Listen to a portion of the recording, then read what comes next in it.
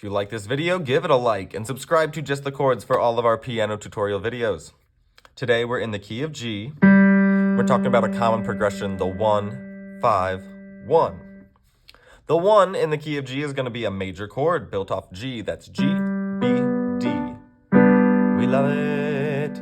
The 5 chord built off the 5th scale degree, 1, 2, 3, 4, 5, is our D major, D, F sharp, A. And then we end back on that G where we just were, G, B, D. That's all there is to it. Let's try it out in one hand, 2 measures per chord. 2, 3, I get G. Rock it out to D.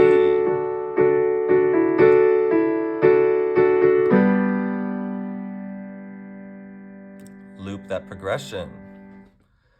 In 2 hands, it could look and sound like this. 2, 3, we get G. Here's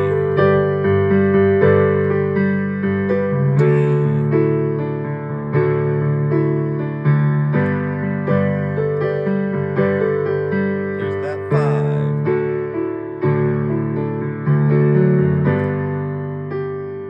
And on G.